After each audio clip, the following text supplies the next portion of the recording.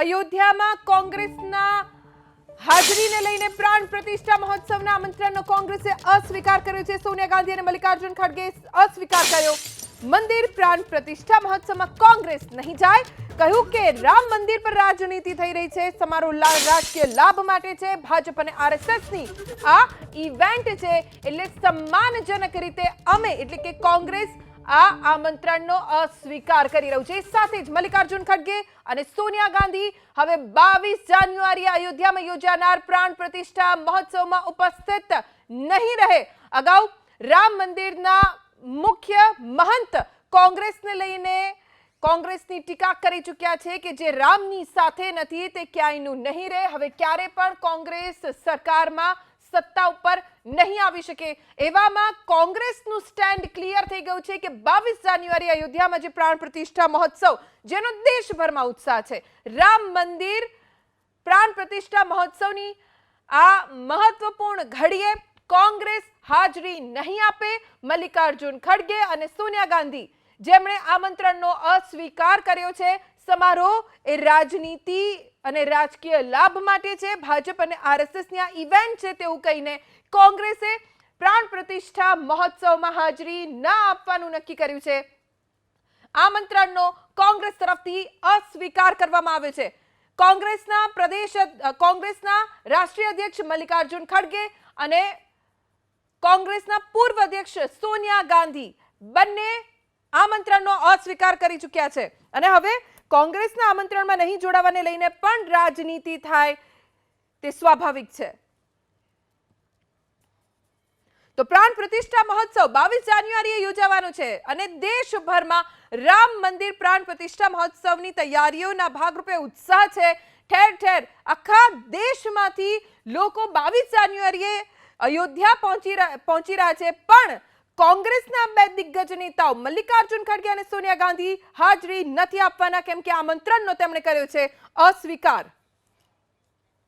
કોંગ્રેસના પ્રવક્તા હેમાંગભાઈ અત્યારે આપણી સાથે જોડાઈ ગયા છે। હેમાંગભાઈ, આટલો મોટો દિવસ અને કોંગ્રેસ હાજરી નથી આપવાનું, અગાઉ મહંત પણ રામ મંદિરના કહી ચૂક્યા હતા કે કોંગ્રેસ જો રામની સાથે નહીં હોય તો પછી સત્તા ઉપર ક્યારે આવી જ ન શકે।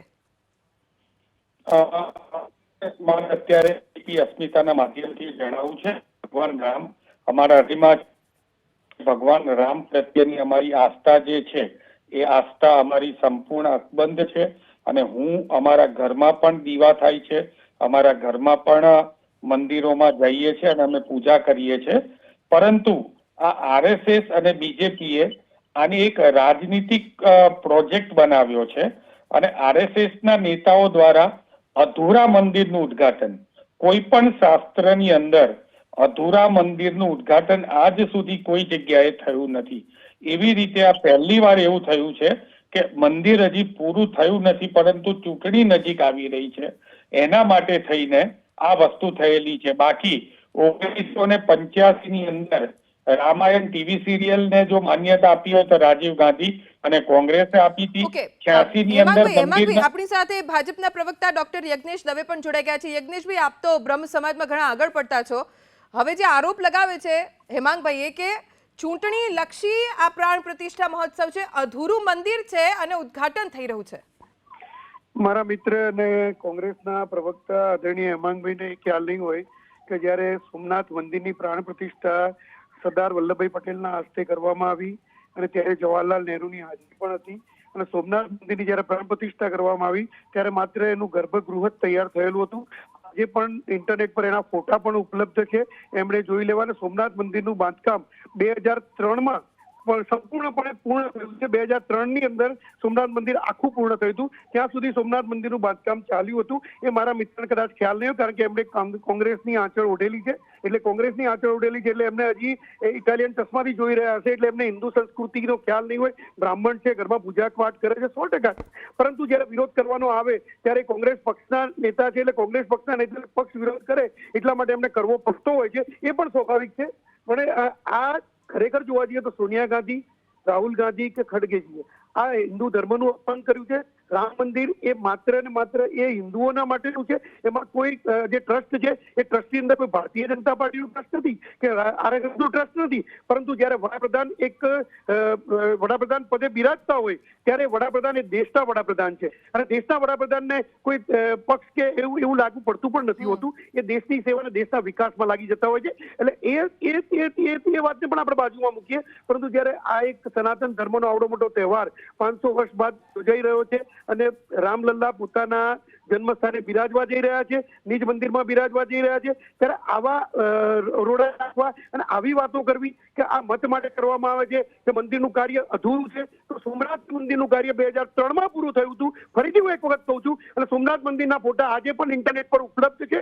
ત્યારે સરદાર વલ્લભભાઈ પટેલ એની પ્રાણ પ્રતિષ્ઠા કરતા હતા. જવાહરલાલ નહેરુ ત્યાં હાજર હતા અને એ મંદિરની માત્ર ગર્ભગૃહ તૈયાર હતું. એટલે આવી ખોટી પોકળ વાતો નહીં કરવી. અને બીજું કે કોઈ પણ મંદિર હોય એનું જયારે પ્રાણ પ્રતિષ્ઠા થતી હોય ત્યારે એનું શિખર અધૂરું હોય છે અને ઉપરથી મૂર્તિ લાવવામાં આવતી હોય છે અને એ પછી પ્રાણ પ્રતિષ્ઠા કરાતી હોય છે અને એ પ્રાણ પ્રતિષ્ઠા કર્યા બાદ એનું શિખરનું કાર્ય પૂર્ણ થતું હોય છે. આ મંદિરોનો નિયમ છે અને એ મંદિરોનો નિયમ આ સનાતન ધર્મમાં લખેલો છે. એ વાંચી લેવો જોઈએ. જોકે હેમાંગભાઈ બધું જ વાંચેલું હોય છે, હેમાંગભાઈને ખ્યાલ છે, પરંતુ હેમાંગભાઈ કોંગ્રેસના છે એટલે વિરોધ કરવો પડે એટલે કરી રહ્યા છે. હેમાંગભાઈ, એક સ્ટેન્ડ ક્લિયર તો હોવું જોઈએ ને. કોંગ્રેસ આરોપ લગાવે છે કે રાજનીતિ થઈ રહી છે, તો અત્યારે કોંગ્રેસ પણ તો રાજનીતિ જ કરી રહ્યું છે આ ઇવેન્ટને એમ કહીને કે આ તો ભાજપ અને આરએસએસ ની ઇવેન્ટ છે. જો આપે વાત કરી તો મારે ભાઈને પણ કહેવું કે ભગવાન હિન્દુઓના જે વર્તમાન શંકરાચાર્યજી છે, સ્વામી નિશ્ચલાનંદ સરસ્વતીજી હોય, સ્વામી ભારતીય કૃષ્ણજી હોય, સ્વામી અવિતર મુક્તદાનસિંહ હોય કે પછી સદાનંદ મહારાજ હોય, ચારે ચાર શંકરાચાર્ય પણ આ શિલાન્યાસની અંદર આ જે અત્યારે જે કાર્યક્રમ છે એ કાર્યક્રમમાં જવાના નથી. એમણે પણ બહુ સ્પષ્ટ કહી દીધું છે કે અમારે ત્યાં મોદીજીની પૂજા કરવા નથી જવું. અમારે ત્યાં રામ ભગવાનની પૂજા, અમે રામ મંદિરને રામ ભગવાનમાં આસ્થા ધરાવીએ છીએ. અમારે જ્યારે જવું હોય ત્યારે અમે જઈશું. અમને રામ ભગવાનમાં આસ્થા છે. એ જ રીતે કોંગ્રેસે હજી ફરીથી એક વખત કહું છું કે આ કાર્યક્રમનો વિરોધ નથી કર્યો. આ કાર્યક્રમ તમે કરો છો, ખૂબ ખૂબ આભાર, અભિનંદન. આ સુપ્રીમ કોર્ટે ચુકાદો આપેલો છે અને ચુકાદા મુજબ જે કંઈ પણ થઈ રહ્યું છે એ તમે કરો. પરંતુ એની અંદર ચૂંટણી નજીક આવવાની હોવાથી તમે આ મોટા શંકરાચાર્યજી કહી રહ્યા છે, દેશના ચારે ચાર શંકરાચાર્ય કહી રહ્યા છે કે આ પ્રકારે હજી પ્રાણ પ્રતિષ્ઠા ના થવી જોઈએ. અને બીજી બધી ઘણી બધી ચર્ચાઓ થઈ છે. પરંતુ મારે એટલું કહેવું છે યજ્ઞેશભાઈને કે 1985માં રામાયણ ટીવી સિરિયલ પણ કોંગ્રેસ દ્વારા રજૂ કરવામાં આવી હતી. 86 ની અંદર રામ મંદિર જે છે એના દરવાજા પણ ખોલી નાખવામાં આવ્યા હતા, એ પણ કોંગ્રેસ દ્વારા ખોલવામાં આવ્યા હતા. અને 89 ની અંદર રામ મંદિરનો શિલાન્યાસ પણ કોંગ્રેસે કર્યો હતો, પરંતુ એનો રાજકીય લાભ આ પ્રમાણે લીધો નહોતો. અમારા પ્રમુખ મલ્લિકાર્જુન ખડગે સ્પષ્ટ જણાવ્યું છે કે કોંગ્રેસના કાર્યકર્તાઓ જેને રામ મંદિરના દર્શન કરવા જ્યારે જવું હોય, જેમને શ્રદ્ધા છે, મારા સહિત દરેકને, તેઓ જઈ શકે છે અને જવાના છે. 21મી તારીખે યુપી ને બિહારમાં મોટા રામ મંદિરના સ્વાગતના અને રામ મંદિરના વધામણાના બેનરો લાગી ગયા છે. 21મી તારીખે મોટો હજુમ ઉમટી પડવાનો છે રામ મંદિરના દર્શન કરવા માટે કોંગ્રેસના કાર્યકર્તાઓનો. એટલે મહેરબાની કરીને ભારતીય જનતા પક્ષના કોઈ પણ પ્રવક્તાથી લઈને નેતાથી લઈને કાર્યકર્તા અમને હિન્દુ હોવાનું કે અમને રામ ભક્ત હોવાનું કે નહીં હોવાનું સર્ટિફિકેટ ના આપે. રામ અમારા દિલમાં વસેલા છે, રામમાં અમારી આસ્થા છે, પરંતુ તમે રાજકીય એનો લાભ લો છો. અમે કોઈ પણ પ્રકારનો રાજકીય લાભ લેવા નથી માંગતા.